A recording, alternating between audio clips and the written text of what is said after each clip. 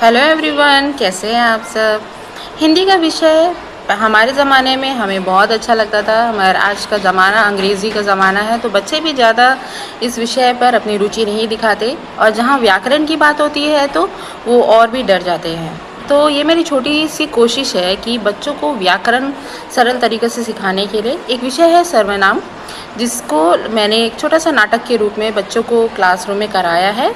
तो मुझे आशा है कि आप सबको भी ये पसंद आएगी। सभी को सुप्रभात। हम सब बच्चे एक नाटक करने जा रहे हैं जिसका शीर्षक है सर्वनाम। यह कहानी है एक परिवार की जिसके मुख्य सदस्य है संज्ञा और सर्वनाम। जहाँ संज्ञा की अनुपस्थिति होती है और सर्वनाम काम करती है।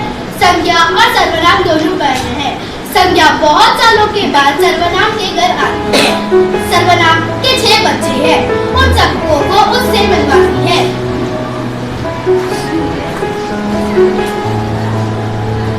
सर्वनाम, कहाँ हो तुम? अरे दीदी, आप आ गई? हाँ, मैं आ गई। तुम्हारे बच्चे कहीं दिखाई नहीं दे रहे, जरा बुलाओ उन्हें, मिलवाओ मुझसे।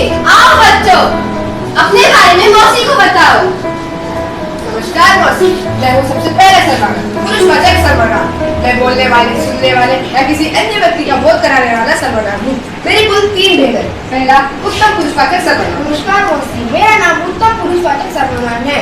मैं वह सर्वनाम हूँ जिसे बोलने वाला अपने लिए प्रयोग करता है। जैसे मैं कल जा रहा हूँ, बाकी में मैं मेरा एक उदाहरण है। अगला, मध्यम पुरुषवाचक सर्वनाम। नमस्ते मौसी, मैं मध्यम पुरुषवाचक सर्वनाम जिसे बोलने वाले सुनने वाले के लिए प्रयोग करता है। जैसे तुम्हारा नाम क्या है, इस वाक्य में तुम्हारा मेरा उदाहरण है।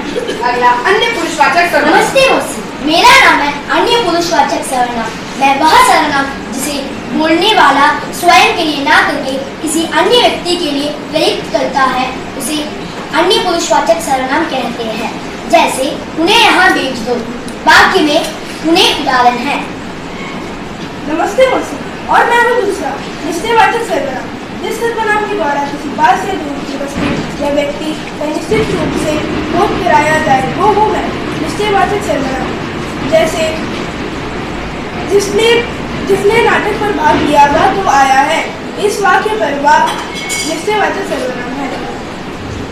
नमस्ते मौसी, मैं हूँ अगली अनिश्चयवाचक। जब किसी व्यक्ति या वस्तु का निश्चय न हो तब अनिश्चयवाचक सर्वनाम होता है। जैसे कोई नहीं आया, इस वाक्य में कोई अनिश्चयवाचक सर्वनाम है।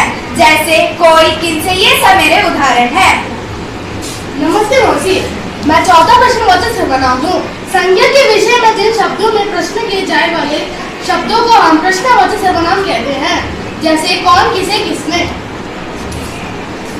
नमस्ते मौसी, मैं 5वां संबंधवाचक सर्वनाम। वाक्य में संबंध बताने वाले शब्द ही संबंधवाचक सर्वनाम कहलाते हैं। मेरे उदाहरण है जैसे जो, जिससे। जो सत्य कहता है वह हमेशा खुश रहता है। वाक्य में उपयोग किए गए शब्द जैसे जो और वाक मेरे उदाहरण है। नमस्ते मौसी, मैं निजवाचक सर्वनाम।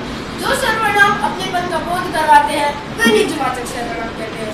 और मेरे कुछ उदाहरण है स्वयं, अपने आप, खुद आदि। और कुछ वाक्य है वे अपने आप खड़े होने लगा। इस वाक्य में अपने आप एक निजवाचक सर्वनाम है। तो देखा आपने, हम मेरे कितने भेद हैं। हम है संज्ञा, सर्वनाम, हिंदी की शान।